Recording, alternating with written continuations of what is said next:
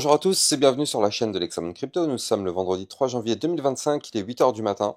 On va faire le point sur, bien sûr, le Bitcoin et on va regarder aussi les news, on va regarder les altcoins, le calendrier macroéconomique. Gros programme, allez, on s'installe confortablement et on démarre directement avec le calendrier macroéconomique.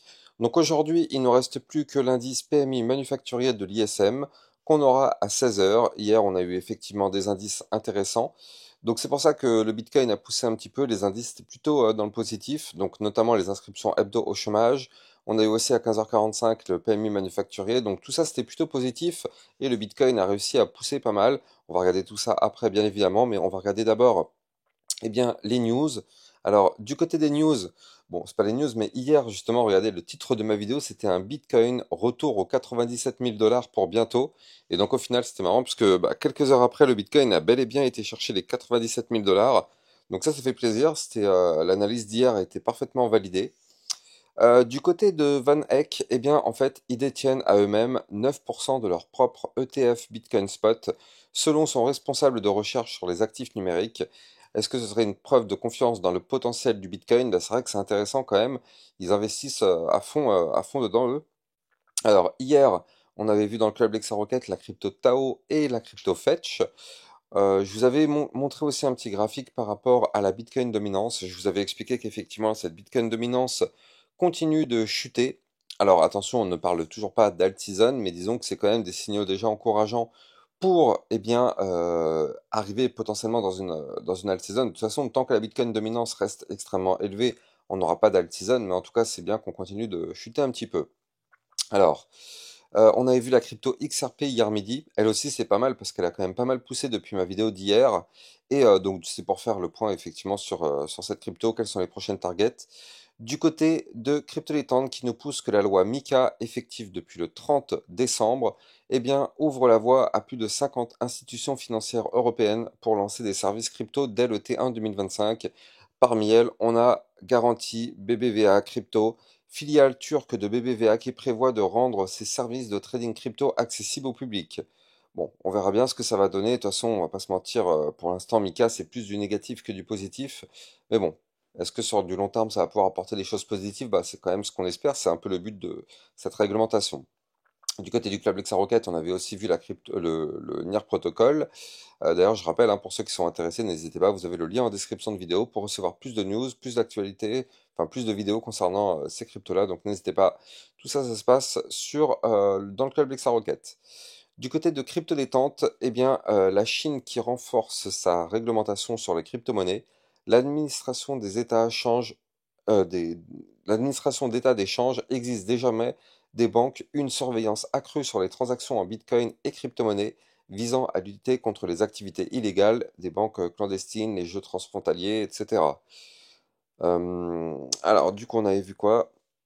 Alors oui, après voilà. N'oubliez pas aussi, si vous débutez dans la crypto-monnaie, je vous avais fait une vidéo, crypto-monnaie, ne faites pas ces erreurs, ça vous permet justement d'éviter toutes les erreurs. Dès que vous rentrez dans la crypto-monnaie, avec cette vidéo, vous êtes sûr de ne pas vous faire plumer, qui vous permet de garder effectivement votre argent et qui vous permet aussi d'avoir les meilleures façons de penser, les meilleures stratégies pour justement réussir sur un cycle, parce qu'il y a beaucoup de débutants qui à peine rentrent sur le marché, perdent directement tout leur argent. Grâce à cette vidéo, ce ne sera plus le cas, c'est directement la vidéo que vous avez en tweet épinglé dès que vous arrivez sur mon Twitter officiel, donc n'hésitez pas, vous avez le lien de mon Twitter en description de vidéo. Allez, on démarre l'analyse technique, mais avant ça, je rappelle à tout le monde que tout ce que je vais dire dans cette vidéo n'est en aucun cas un conseil financier, c'est à vous de faire vos propres recherches, et n'oubliez pas que le trading de crypto comporte des risques de pertes partielles ou majeures. Alors on démarre directement avec la liquidation de MAC du côté du Bitcoin. Alors on voit qu'on a été chercher, justement, on avait un pic qui était ici, on l'avait vu hier, hein, ce pic, à 97 200. D'ailleurs, c'est pour ça que je vous avais dit hier comme titre de vidéo que le Bitcoin allait remonter à 97 000 dollars. Regardez ça, c'était ici, c'était prévu. Effectivement, on avait un mur de liquidité à venir chercher et c'est ce qu'on a fait, on a été chercher ce mur de liquidité. Maintenant, ça y est, on a été prendre les liquidités. Comme vous pouvez le voir, on a retracé un tout petit peu. Maintenant, voilà, hein, on n'a plus grand-chose à grappiller au nord. On a entre les allez, 97 850 et ici les 98 400. Voilà, on a un petit peu de liquidité à venir rechercher, mais attention, hein, il faut quand même noter que là, la prochaine grosse poche de liquidité, elle se trouve ici, à 92 150 dollars. Donc attention à ça tout de même, hein, du côté du Bitcoin. Un truc quand même qui est plutôt encourageant, c'est que le Crypto Fear and Greed Index est remonté. Là, on a effectivement repris de la force. On a été chercher les 57, on était revenu dans la neutralité. On était même à 51 donc hier. Donc voilà, je vous avais dit, hein, de toute façon, plus on était proche du rouge, enfin de l'orange du rouge, plus on était quand même dans des niveaux clés de bottom. Et donc effectivement, hein, ça a encore une fois parfaitement fonctionné. Je sais que peu de personnes regardent cet indicateur, mais c'est un indicateur ultra basique. Et moi, vous le savez, j'aime bien rester sur des indicateurs simples et basiques parce qu'en général, c'est ceux qui fonctionnent le mieux. Donc ça, c'est un indicateur qui nous montre en général le sentiment de marché. Plus on est dans l'orange et dans le rouge, plus on est dans des moments sur lesquels personne ne veut investir sur le marché. Et donc là, effectivement, on était hier ici à l'entrée de l'orange et donc forcément, c'était un très bon moment. Maintenant, ce serait encore mieux d'aller dans l'orange, voire même le rouge, mais ça, c'est pas dit que le marché va y aller. Déjà, c'était quand même un très très bon niveau d'être dans les 51 sur la neutralité. Alors, du côté aussi du Bitcoin, hein, justement, allez, on lance l'analyse technique. Donc, qu'est-ce qu'on voit sur notre Bitcoin? Eh bien, justement, le scénario dont je vous parlais hier, qui a pu se valider, c'est-à-dire qu'en fait, vous le voyez ici, on a récupéré la ligne de tendance baissière, la ligne de tendance baissière qu'on suivait depuis tout de même, il faut le noter, le 16 décembre. Eh bien, ça y est, hier, on l'a enfin récupéré, cette ligne. On l'a cassée par le haut, donc ça, c'est excellent. Je vous avais dit que si on cassait cette ligne par le haut, bah bien sûr, c'était la porte des 97 000 dollars qui nous attendait. Et effectivement, c'est ce qui s'est passé. On a cassé par le haut la ligne de tendance baissière, donc ça c'est la très bonne nouvelle. Derrière, on a poussé et on a été chercher les 97 000 dollars. Même on a été chercher un tout petit peu plus haut. Il faut quand même noter qu'on a été chercher les 97 750. Par contre, en termes de clôture de bougie, vous le voyez, hein, on a clôturé ici à 96 900 dollars. Donc effectivement, sous les 97 000 dollars. Maintenant, la bonne nouvelle, c'est qu'effectivement, on a cassé la ligne de tendance par le haut. On a cassé la moyenne mobile 20 périodes à 96 303 par le haut. On s'est tout simplement fait rejeter par le milieu des bandes de Bollinger qui est une résistance. Et donc là, étant donné qu'on a cassé des niveaux clés, à quoi on peut s'attendre? Eh bien, on peut s'attendre maintenant à un retracement, étant donné qu'on a cassé la ligne de tendance baissière par le haut. Eh bien, on peut s'attendre à un retest de cette ligne de tendance baissière.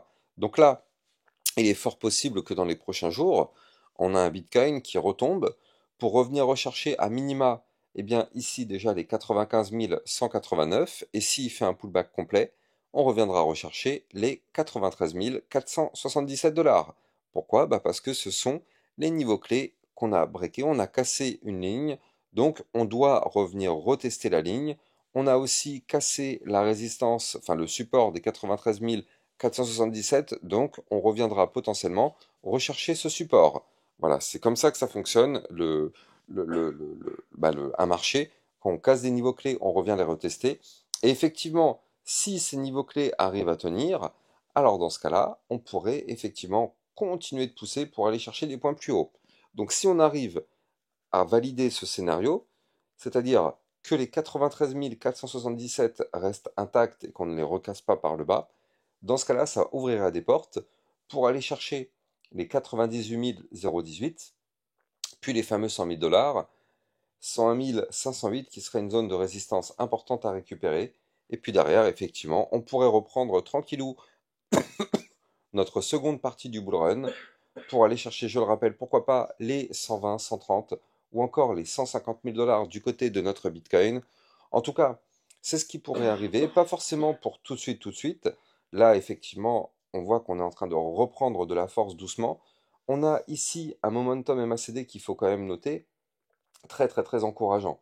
C'est-à-dire que là, du côté du Bitcoin, vous le voyez, hein, on est à deux doigts vraiment de faire un cross bull. C'est-à-dire que là, on a ici la ligne bleue qui est à deux doigts de repasser au-dessus de la ligne orange. Ça, c'est une excellente nouvelle. Donc, effectivement, on pourrait peut-être avoir dans les prochains jours le cross-bull, ce qui nous permettrait effectivement de reprendre de la force du côté du Bitcoin et d'aller chercher justement les niveaux clés que je vous ai donnés. Pourquoi pas les 101 000, les 103 519 ou encore pourquoi pas dans les prochaines semaines les 108 000 dollars et tenter de faire un nouvel ATH dans les prochains mois. Ça, ce serait complètement possible, mais pour ça, on n'a pas le choix. Il va falloir former et valider ce cross-bull que pour l'instant, on est en train de tenter de faire, mais pour l'instant, ce sont toujours les bears qui sont dans le contrôle, donc toujours prudence, étant donné que ce sont les bears qui sont dans le contrôle. Regardez, je rappelle quand même que la dernière fois, Ils ont été dans le contrôle. On a eu une feinte ici, le 16 et le 17 décembre. On a eu une feinte de reprise par les bulls, sauf qu'au final, boum, les bears ont repris beaucoup de force derrière et ça a fait chuter les cours. Donc là, effectivement, attention, hein, prudence, mais on est quand même plutôt bien parti. Je trouve que c'est quand même vraiment très encourageant ce que nous fait notre Bitcoin. Et je rappelle de toute façon que sur du long terme, moi je suis pas inquiet, vraiment pas inquiet du tout, parce que quand je vois la tronche du Bitcoin, quand je vois qu'effectivement il nous a formé une gigantesque épaule tête épaule inversée, bon, je me dis qu'effectivement sur du long terme, je rappelle, un épaule tête épaule inversée, ça c'est clairement bullish. Ça, on l'avait déjà calculé, on sait que la target est à 130 000 dollars. Donc effectivement, on pourrait très très bien aller chercher ces niveaux clés dans les prochains mois.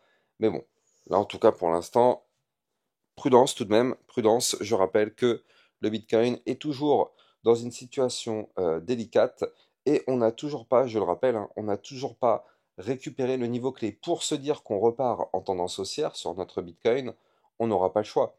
Il va falloir récupérer le point haut qui est ici. Regardez, je vous en avais déjà parlé de ce point haut, mais là, déjà, tant qu'on ne récupère pas ici les 99 366, on ne peut pas parler de reprise de hausse. Là, effectivement, peut-être certains vont croire que vu qu'on a du vert, ça y est, on repasse bullish, c'est to the moon.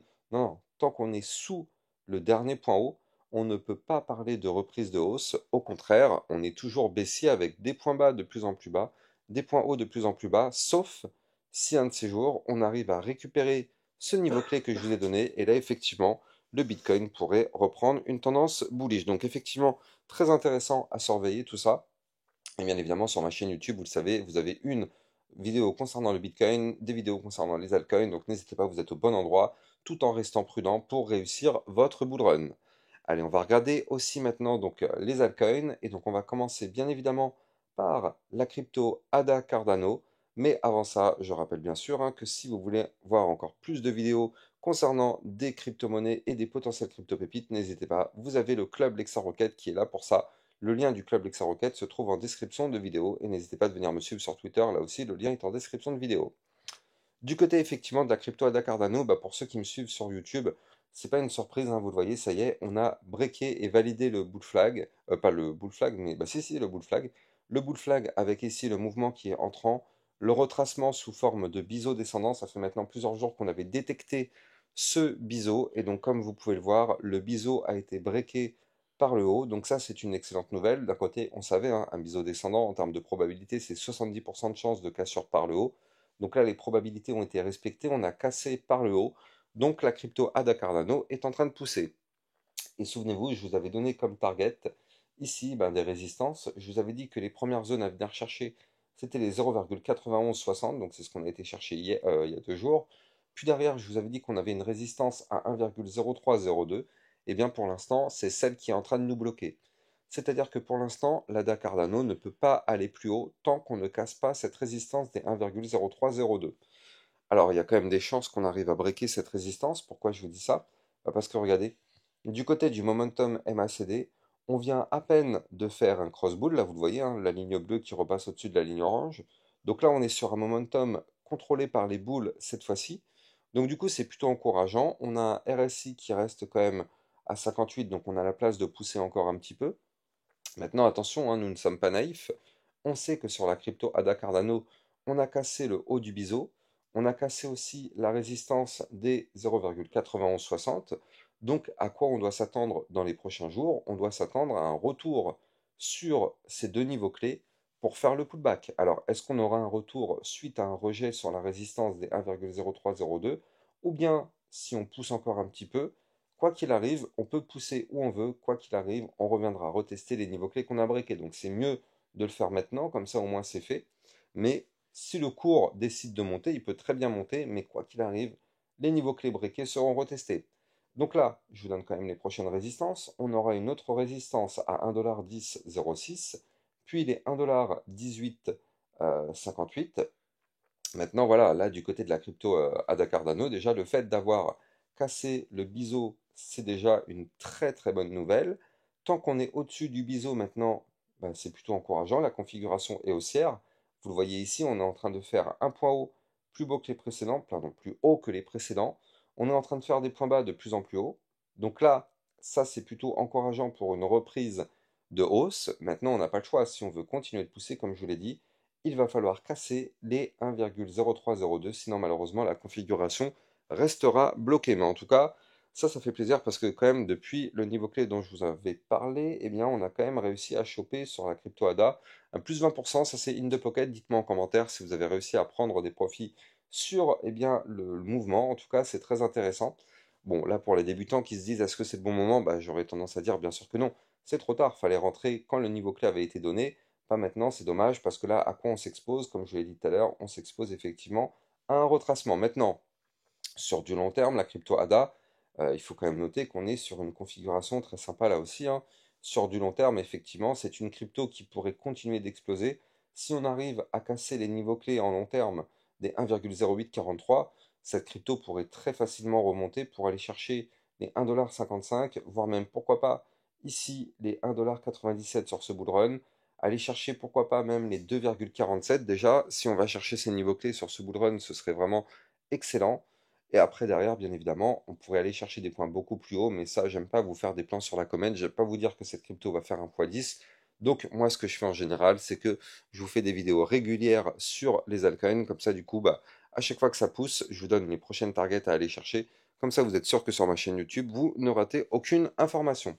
Allez, on termine aussi vite fait avec l'Ethereum. Donc, du côté de l'Ethereum, là aussi, il se passe des choses plutôt sympas. Alors l'Ethereum qui a tenté une petite reprise aussi. Avant de continuer, je rappelle que vous pouvez trader toutes ces cryptos en utilisant mon lien de parrainage Binance que vous avez en description de vidéo. Ça vous permet d'obtenir un bonus à vie sur vos frais de trading et surtout de trader sur une plateforme enregistrée PSAN auprès de l'AMF. Donc n'hésitez pas, le lien est en description de vidéo. Du côté de l'Ethereum, donc comme vous pouvez le voir, on n'a pas réussi à casser le niveau clé. Souvenez-vous, on a un niveau clé qu'il faut breaker à 3 498$. Hier, on a été chercher ce niveau clé. Malheureusement, on n'a pas réussi à le breaker, donc ce qui fait qu'on est toujours bloqué. On est toujours sous la zone justement qu'il faut absolument récupérer pour valider le double bottom. Donc là, pour l'instant, on continue d'être toujours dans cette création de structure de retournement haussière, mais pour l'instant, elle n'est pas validée. Donc on va patienter encore un petit peu. En tout cas, si on arrive à breaker ce niveau clé, effectivement, on pourrait reprendre de la force pour aller chercher les 3 647$ qui correspondent, je le rappelle, au haut du range. Et on pourrait aller chercher, pourquoi pas par la suite, les 3 768, voire même des points encore plus hauts et reprendre une belle tendance haussière sur l'Ethereum. Mais pour l'instant, en tout cas, vous l'avez compris, c'est pas le cas. C'est pas ce qu'on est en train de former, enfin du moins de valider. Pour l'instant, on patiente. Alors c'est tout à fait possible que si le Bitcoin ne crache pas, l'Ethereum valide son double bottom et reprenne, hein. Mais bon, en tout cas, pour l'instant, prudence. De toute façon, nous, on est toujours bel et bien au-dessus du support. Le support est à 3294$. Pour l'instant, ce support tient parfaitement, donc ça, c'est plutôt pas mal. Maintenant, le problème, c'est que là, on a une résistance qui est ici à 3434$. Et donc, c'est cette résistance aussi qui nous a rejeté hier. Donc là, on est sur une double résistance. On est sur cette résistance ainsi que la ligne de coup du double bottom. Donc pour l'instant, on est bloqué, c'est difficile du côté de l'Ethereum. Allez, en tout cas, si vous avez kiffé la vidéo, n'oubliez pas de liker, commenter, partager au maximum. Abonnez-vous à la chaîne YouTube pour recevoir tous les jours une, 2 à 3 vidéos concernant le Bitcoin et les altcoins. Je vous souhaite de passer une excellente journée. Je vous dis à plus tard. Ciao, ciao.